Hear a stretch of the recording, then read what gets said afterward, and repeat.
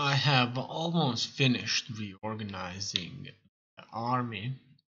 Here you can take a look. First things first, I have renamed this theater to Africa Corps HQ. Here I'm going to place a corps that will be sent to South Africa if we join Axis, and this should help us greatly fight the British in Egypt or Egyptians alone. Maybe we will make a landing somewhere. As you can see, this territory right here is being held by the British. What are our aims here? First of all, we need to block this channel so that the British Navy or American Navy would not be able to pass through. We kind of assume that Americans would join the Allies because they're very pro current borders that are today. The next objective is taking Gibraltar. Without the Gibraltar, the enemy navies will not be able to enter the Mediterranean Sea. Also, we would be able to successfully bombard them from multiple directions and keep them at bay. And that's that for now. Maybe one or two corpses will be sent. Currently, I was thinking about sending my entire army, but after looking into the vast lands of the Soviet Union, it could be impossible to just send too many troops here. Obviously, why would we send one corps to South Africa if it would lose, while sending two would win? So we kind of have to later gather our intel and decide how many forces we have to send to North Africa or the South, while how many in turn we have to send to fight our enemies. For example, the Greeks will have to be fought either. Hopefully they won't have to, but I suspect they will be our enemies. And secondly, I reworked the Eastern Front. I've created a special purpose army. So that's pretty much an anti-tank corps and anti-aircraft corps. So what exactly is this? I picked up the divisions that carry anti-tank weaponry, and I have placed them under the command of anti-tank corps special purpose army, and I hope that in this way our current formations are going to be at least a little bit more capable, because we have very few divisions that can specifically fight armored vehicles, and it's maybe 4 or 5, but that have a special purpose anti-tank unit that has anti-tank weapons. In this case, it's, as you can see in the picture, an anti-tank rifle, and these eventually will be changed or supplemented with anti-tank cannons.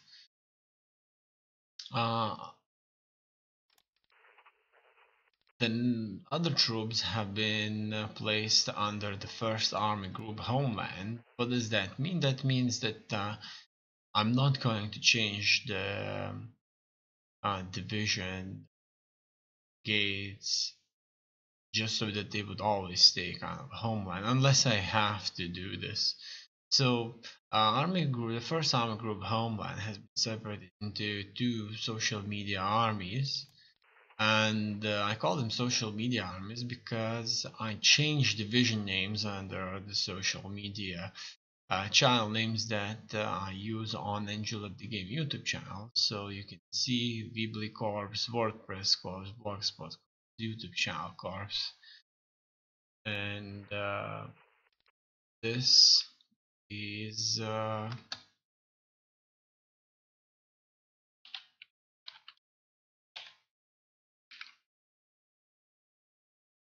making things a little bit more interesting for me. So that's the typical division structure that we have, which isn't bad at all. Why?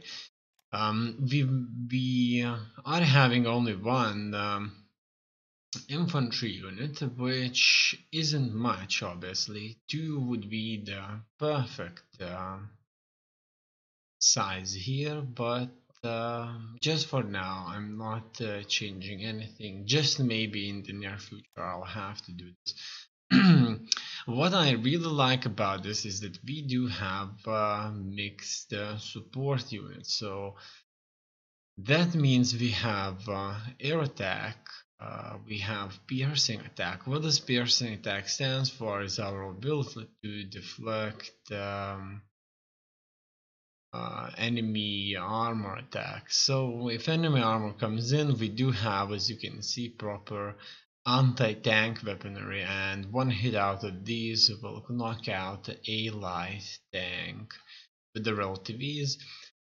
Also, we have anti-aircraft weaponry, some artillery that adds some soft attack suppression.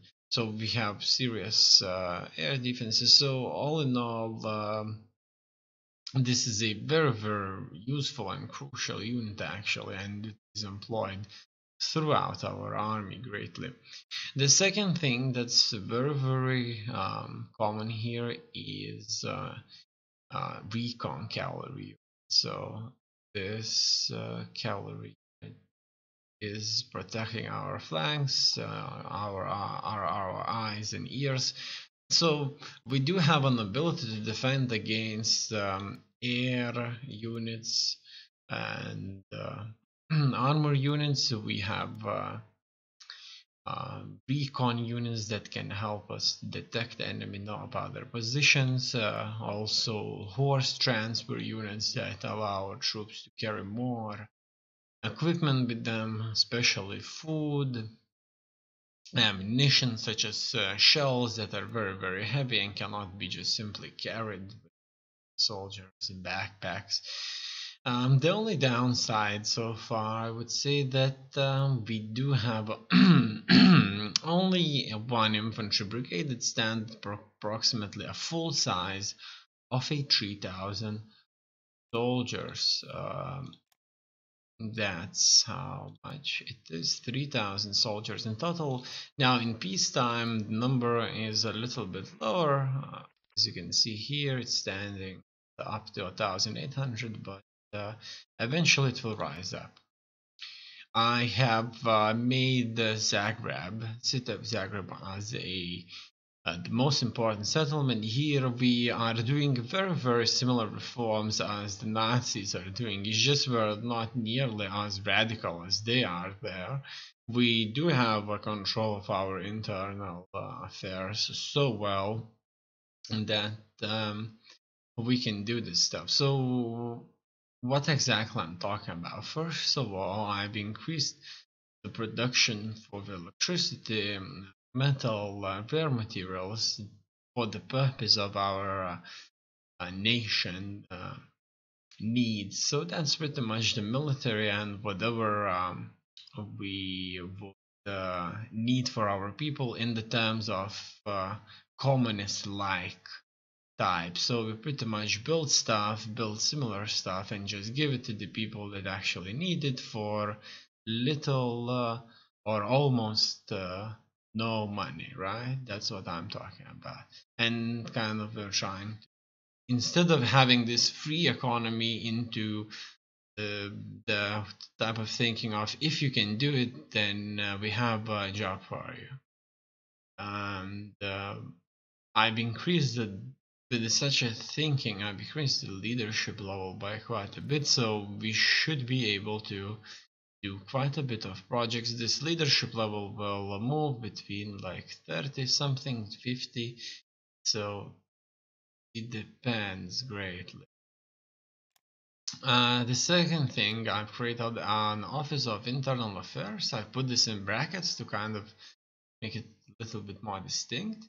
So the Office of Internal Affairs is responsible for the security of Yugoslavia, especially in times of war. Currently, obviously, things are looking good. So I've separated my cavalry divisions, and they placed them under the command of internal security in Yugoslavia, so that they would be able to deal with any kind of nation that's trying to overwhelm us, or in example case an invasion a drop takes place, we fight them. So it's not just policemen who got trained to become secret service agents and are kind of by our nation's goals, or laws to like fight crime or suppress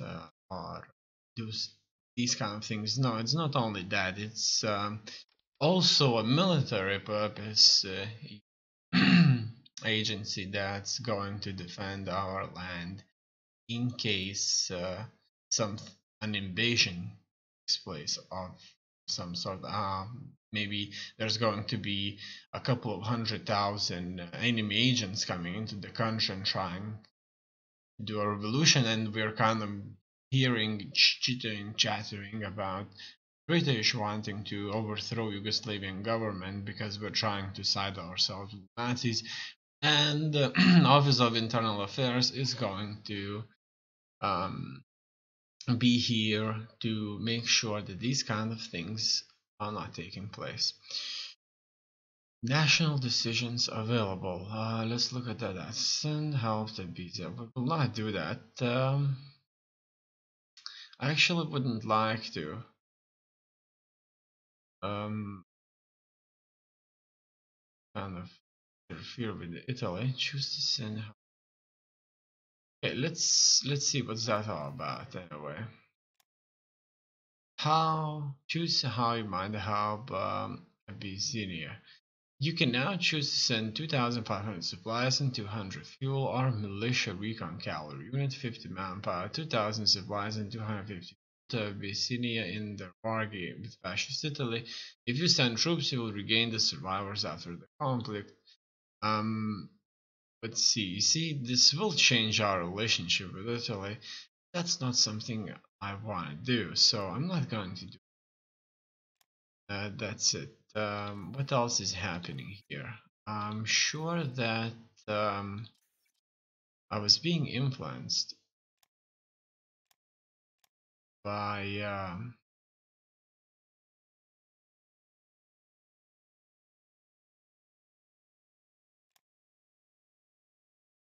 Great Britain recently.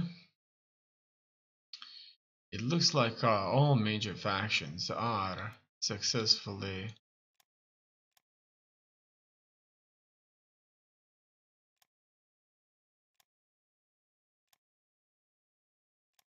influencing me, which is good.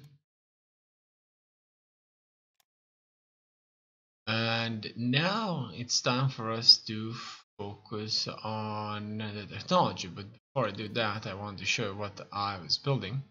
So as you can see, I have a way around the production time, so I'll be able to produce whatever I need. I went with 3 powerful, or let's say wartime standard mountain regiment divisions. So 3 mountain regiments, 3 mountain infantry brigades, mixed support regiment, artillery regiment, anti-tank regiment, and division HQ regiment. Furthermore, I'm creating 12 police gates so that I could later rename them or retrain them, if you wish, into internal security units, so that my internal security divisions would look more genuine.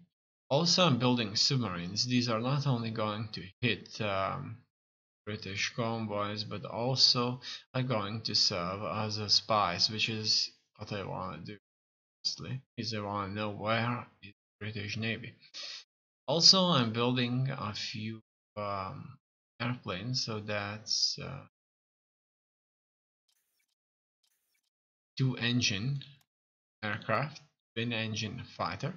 As you can see here, it almost has no additional equipment, just what it actually comes at the very beginning it was developed. So no machine gun focus, no wing guns, no large caliber machine cannons, no gun position twin engine blades, no aerial mines, rockets.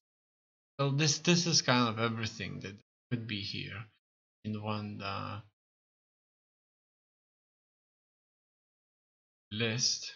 That's a little bit optimistic, or maybe not. I'm not sure. Maybe it will one day carry rockets. It's a good version. And that's that. Let's move on to the technology now. We do have quite a bit leadership now.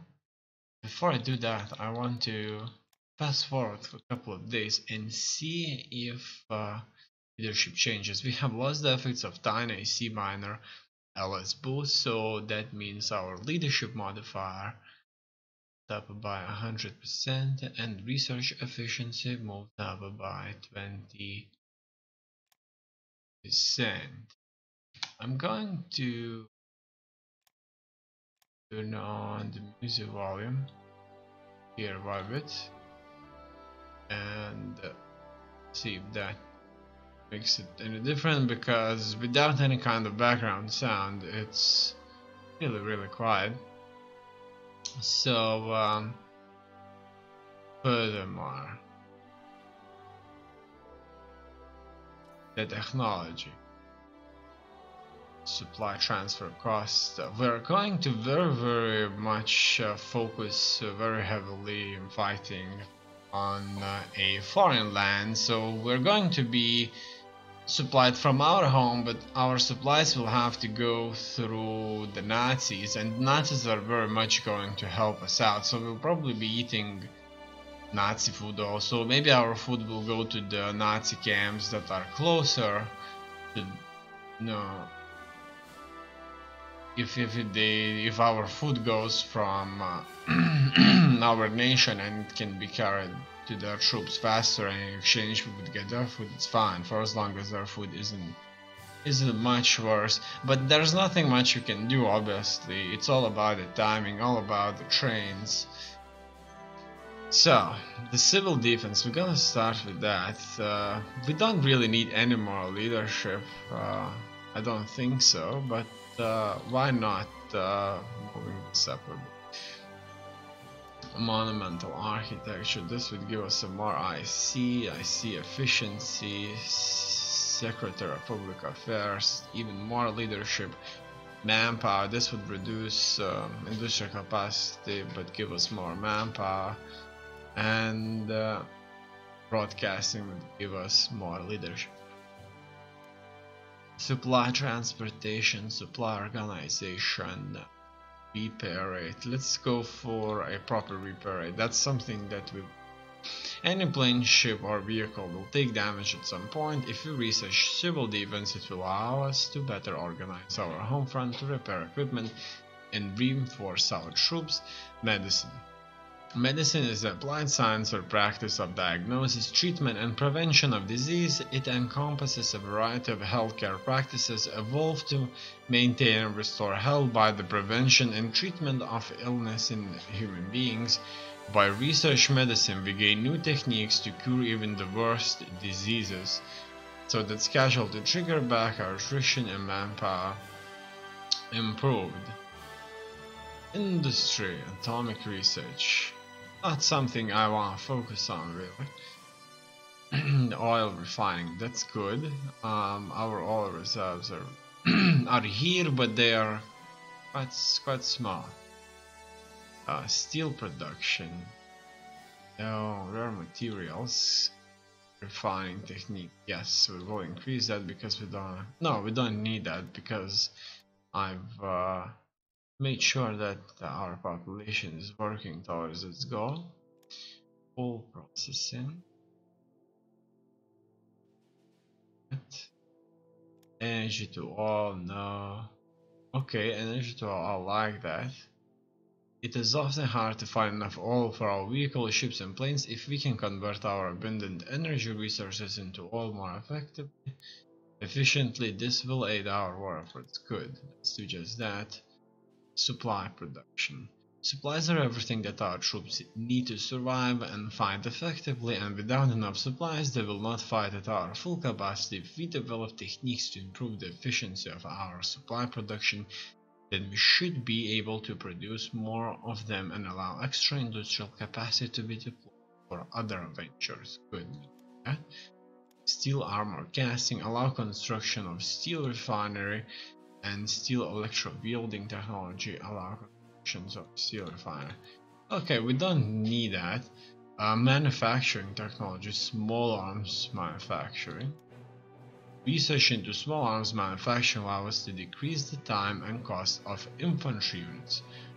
Oh wow, that's interesting. Okay, research and the automotive industry allows to decrease the time and cost of producing AFVs. Because we're going to build our units very quickly, we're not even going to focus on this just now. And we can't even do that. Some kind of other technology, such as industrial production industry has to be 6, industrial efficiency industry has to be at 6, and steel production industry has to be at 3. So let's move to electronics. Research efficiency plus 5%. Okay, let's have that. Inscription ability can take place. I like these. Electromagnetic waves travel through the sky at near instantaneous speeds. Radio technology looks like it will be a key area to develop if we want to improve our intelligence and communications for our forces. Unfortunately, the initial stages of development are unlikely to result in any direct military application. So we're getting radio technology here. Eventually we can go after radios that will allow us to fight much better. Delay between attacks reduced by 2 hours. Allow radar installations to work as listening stations. I like that. Provincial AI efficiency, radar efficiency with the further radar technologies. And then there's computing technologies. Give us even more research. Look at that. The census tabulation machine is a primitive card-operated mechanical device to aid the counting and recording of data. If we set our research teams to develop census tabulating machines, they will be able to use them for future research projects.